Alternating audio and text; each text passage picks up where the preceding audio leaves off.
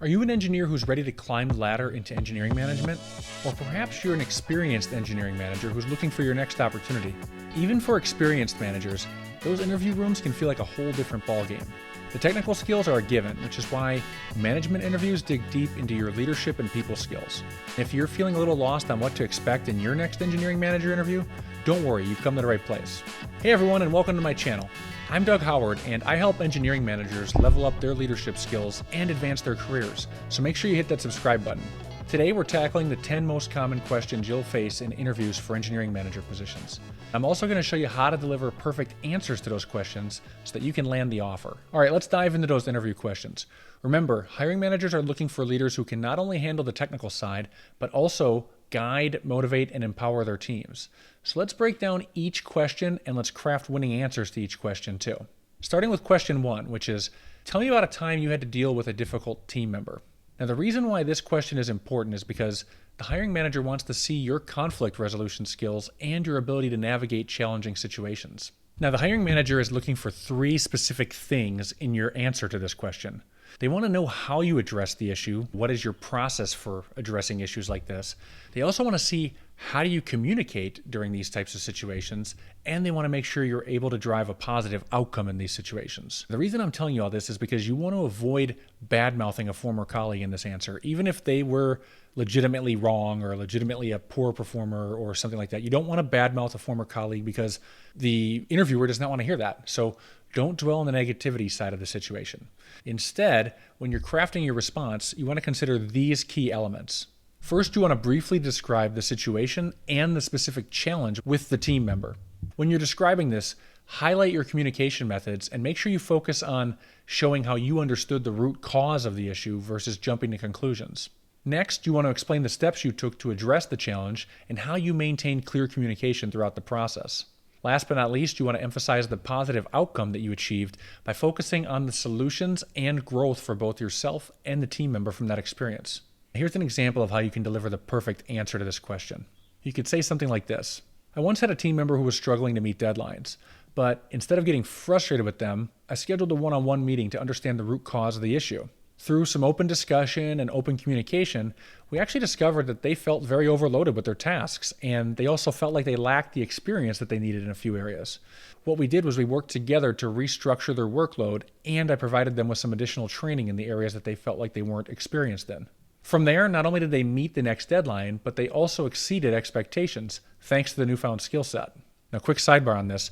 If you're looking for more inspiration on how to craft your perfect answer to this interview question, you should check out my episode called How to Motivate an Underperforming Direct Report in One Conversation. In this episode, I explain the tactics I used to influence a struggling direct report to take ownership of improving their performance in one conversation. I'll include a link to that episode in the description below. Interview question number 2 is, how do you handle a situation where you disagree with a senior engineer's approach?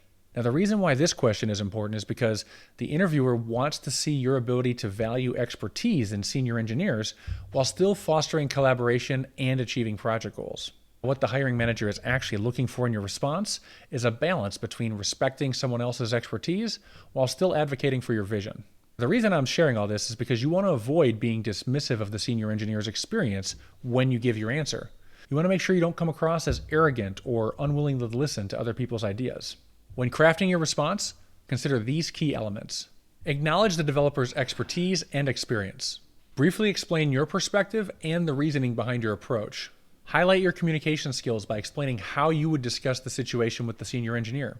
Finally, focus on finding a collaborative solution that leverages both of your perspectives as well as the benefits of the project. Here's how you can deliver the perfect answer to that question. You could say something like this. I always prioritize open communication first, so I'd start by discussing my concerns and then ask for the other person's rationale behind their approach.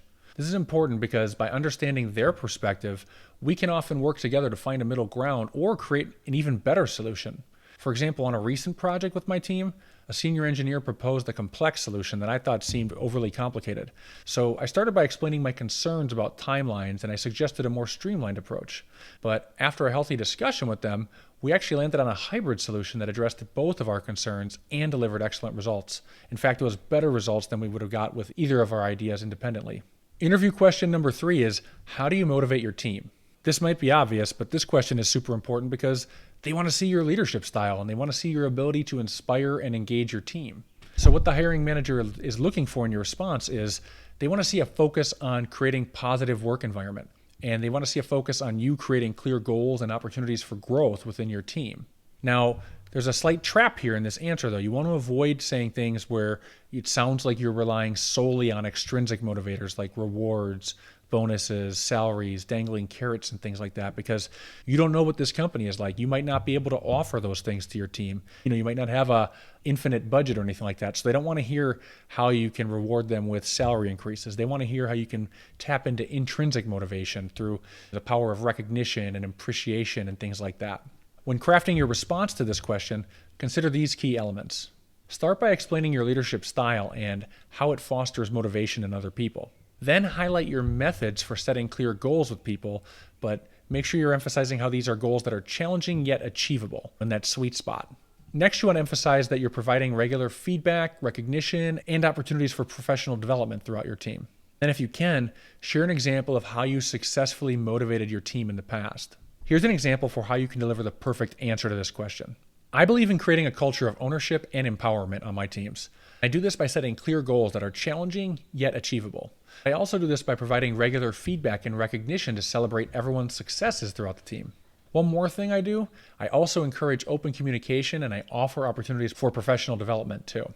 In my previous role, I implemented a mentorship program to accomplish this. I did this by pairing senior engineers with junior team members.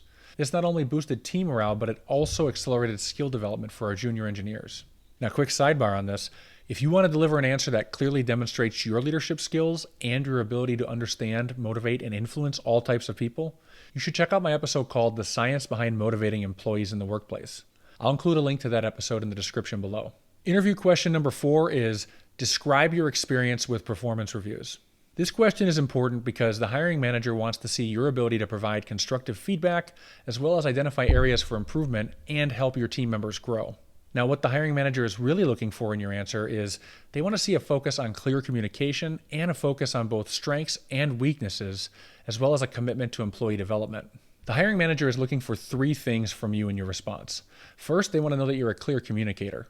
They also want to see that you have a focus on both strengths and weaknesses throughout your team versus ignoring weaknesses or not paying attention to strengths. They also want to see that you have a commitment to employee development. When you're giving your answer, you want to make sure that you're not too focused solely on the negative feedback part of the story, but you also want to make it clear that you don't shy away from having difficult conversations with your team either. So here's how you can deliver the perfect answer. When you're crafting your response, focus on these key elements. Start by explaining your approach to performance reviews. You can do this by emphasizing clear communication and a two-way dialogue.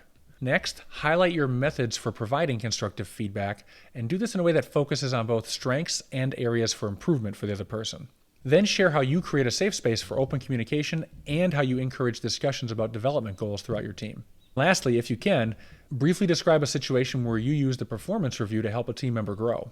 Here's an example of how you can answer this question perfectly. To me, performance reviews are a highly valuable tool for employee development. I use a clear and very objective framework to provide constructive feedback that focuses on both strengths and areas of improvement for the other person. I also make sure that I create a safe space for open communication so that the other person on my team feels comfortable with asking questions and discussing their goals honestly. In my previous role, I had a team member who I had to give negative feedback on their time management skills. But instead of focusing on the negative stuff, we worked together to identify where they were wasting time, and we worked together to develop strategies to increase their efficiency. They not only improved their time management, but they also reported feeling more productive and confident. Interview question number 5. How do you set clear goals and expectations? This question is important because the hiring manager wants to see your ability to define success, communicate objectives, and hold your team members accountable. Now, what the hiring manager is actually looking for from you is a structured approach to goal setting.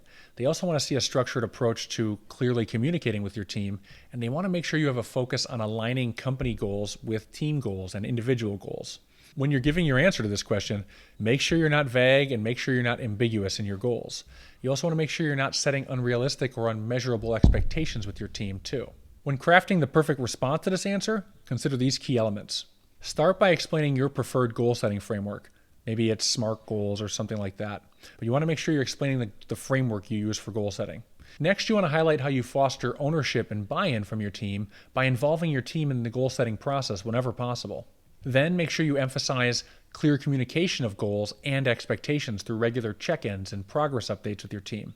And of course, last but not least, make sure you can share an example of how you set and communicated clear goals that led to a successful project outcome. Here's an example for how you can deliver the perfect answer to this interview question. I'm a big believer in setting SMART goals, and I like to involve my team in the goal setting process whenever possible. I do this on purpose because, in my experience, when you include your team in the goal setting process, it fosters a sense of ownership and buy-in throughout the team. Once the goals are established, I make sure there's clear communication through regular check-ins and progress updates through one-on-ones with my team. For instance, during a recent project launch, I collaborated with my team to define the KPIs to track our progress and ensure alignment with the company objectives. Interview question 6. Walk me through your experience with delegating tasks. The hiring manager is asking this question because they want to see your ability to assess skills, distribute workload effectively, and empower your team. But what they're really looking from you is strategic delegation based on skill sets. They also want to see that you trust your team's capabilities and that you provide the necessary support to them to effectively delegate and empower your team. The reason I'm saying this is because you want to make sure you're avoiding saying things in your answer that make it sound like you micromanage tasks after delegating them. You want to make it sure that you're not making it sound like you dump all your work on the most experienced team member either, which is something that a lot of engineering managers do. When crafting your response, consider these key elements. Start by explaining your approach to delegation, and you can do this by emphasizing how you assess skill sets and workload capacity. Then you want to highlight how you provide clear instructions and set expectations while still empowering your team to take ownership. Then you want to emphasize your commitment to providing support and fostering a learning environment for your team. And as always, share a specific example of how you successfully delegated a task resulting in both skill development and positive outcomes for the other person on your team. Here's an example. I use delegation as a powerful tool for employee development. I carefully assess skill sets and workload capacity whenever I'm delegating tasks throughout my team. When I'm ready to delegate something, I make sure I start by providing clear instructions and clear expectations to the other person on my team. But at the same time, I also make sure that I'm empowering them to take ownership and make independent decisions. I let my team know that I'm always available for support and guidance. I do this because I want to foster a learning environment on my team where people want more things to be delegated to them. In my previous role, I delegated a complex task to a junior engineer who expressed a lot of interest in expanding their skill set. To make sure that I was able to effectively delegate this task and responsibility to them, I provided them with the necessary resources and mentorship that they needed. Not only did they deliver exceptional results, but they also told me how they gained a lot of valuable experience in the process. On the topic of delegation, if you want to show your hiring manager that you're a master at delegating, check out my episode called Effective Delegation Strategies for Engineering Managers. You're going to learn a simple 5-step framework for delegating anything, and you can explain this framework when you answer this question in your next interview. I'll include a link to this episode in the description below. Interview question number 7. How do you stay up to date with the latest technologies? This question is important because the hiring manager wants to see your commitment to continuous learning, but they also want to see your ability to adapt to a dynamic tech landscape. The main thing the hiring manager is looking for in your response is they want to see that you have a proactive approach to learning, and they also want to see that you have a focus on staying relevant in your field, as well as the ability to translate new knowledge into practical application. When crafting your response, consider these key elements. Start by explaining your methods for staying up to date, such as reading industry publications, attending conferences, and participating in online communities. Highlight your utilization of internal resources like mentorship programs or knowledge sharing sessions. Then, share a specific example of how you learned about a new technology, how you explored its potential application, and how you implemented it to benefit your team, your company, or your project. Here's an example of how you can answer this question. I'm passionate about staying ahead of the curve in my field. That's why I dedicate a lot of time to reading industry publications like X, Y, and Z. It's also why I spend a lot of time attending conferences like X, Y, and Z. I also participate in online communities like X, Y, and Z. In addition, I also leverage internal resources like mentorship programs and knowledge sharing sessions with my team. Recently, I learned about a new technology that could significantly improve our development processes at my current job. I started by researching it thoroughly, then I presented my findings to the team, and now we're currently exploring its potential application in our next project. Interview question 8. Tell me about a time you had to manage a project with tight deadlines. The hiring manager is asking this question because they want to see your ability to prioritize tasks, manage resources effectively, and adapt under pressure. The hiring manager is going to listen closely to your response, and they're going to look to gauge your ability to communicate clearly, to solve problems effectively, and focus on delivering results all under time constraints. Because of this, you want to make sure that you're not dwelling on negative aspects or blaming other people for missed deadlines in the stories or examples you share. Make sure you're not downplaying the importance of clear communication either in your answer. When crafting your response, consider these key elements. Start by explaining your strategies for managing tight deadlines, and you want to have a big emphasis on clear communication and task prioritization. Next, highlight your methods for effective resource allocation and your methods for addressing potential roadblocks. Then last but not least, share a specific example of a project with a tight deadline. Explain how you used clear communication and proactive problem solving to deliver that project on time. Here's an example of how to deliver the perfect answer to this question. In my experience, clear communication is the key to managing tight deadlines. So I start by breaking down projects into manageable tasks. I define the timelines for each step. Then I make sure that I keep my team informed of any changes. I also empower my team to communicate any roadblocks or potential delays. During a recent project with a tight deadline, a critical dependency was delayed. But instead of panicking, I proactively communicated this to stakeholders, and I adjusted our workflow accordingly, and then I ensured the team was aware of this through the revised timeline. I proactively communicated this to our stakeholders, I adjusted the workflow accordingly, and then I ensured that our entire team was aware of the revised timeline. Through open communication like this and through open collaboration, we did deliver the project on time and within budget. Interview question number 9. How do you measure your success as a leader? The hiring manager is looking for an insight into you and your core values as a leader. What they really want to know is, what is your definition of success and how do you track your progress as a leader? Now, what the hiring manager is actually looking for in your response is they want to hear a major focus in you on team performance, growth, and development, along with other measurable outcomes. When giving your answer, don't define success solely by individual achievements, but don't be vague about how you measure impact either. When crafting your response, consider these key elements. Start by explaining your definition of success as a leader. When you do this, focus on team development and growth in your definition of success. Then, highlight your methods for measuring success, including both quantitative metrics like productivity, as well as qualitative factors like team morale. Then share a specific example of how you use leadership to achieve positive outcomes for your team, using both metrics and qualitative factors. Here's an example of how to deliver the perfect answer. I measure my success as a leader by the growth and the development of my team. I track key metrics like team productivity, employee satisfaction, and skill development. However, I also value intangible factors like team morale and positive work environment. In my previous role, I implemented a new training program that resulted in a 20% increase in team productivity. But more importantly than that, I saw a significant improvement in employee engagement and a decrease in turnover rates. Interview question number 10. Do you have any questions for me? This question gives you the chance to show initiative, assess the company culture, and to determine if this role is a good fit for you.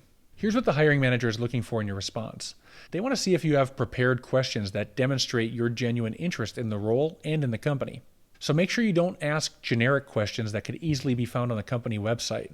Don't ask questions solely about the salary or the benefits either, because you can always follow up with HR with questions like that after the interview. Here's how you can deliver the perfect answer to this. Instead, come to the interview prepared with insightful questions that demonstrate your interest in the specific role, as well as demonstrate your interest in the company culture and the opportunities for growth.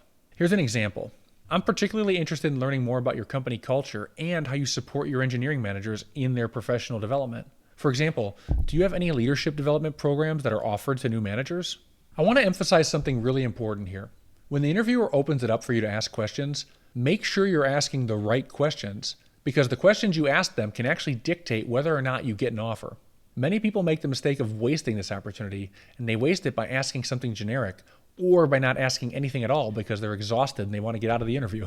This is a huge miss because you can use strategic questions to make an impactful impression, drive the conversation in your favor, gain insights about the organization, and show the interview what you're all about so that you can leave your next interview confidently expecting an offer. If you want to learn a simple framework for how to do this, check out my episode called 8 Questions You Must Ask in Every Interview.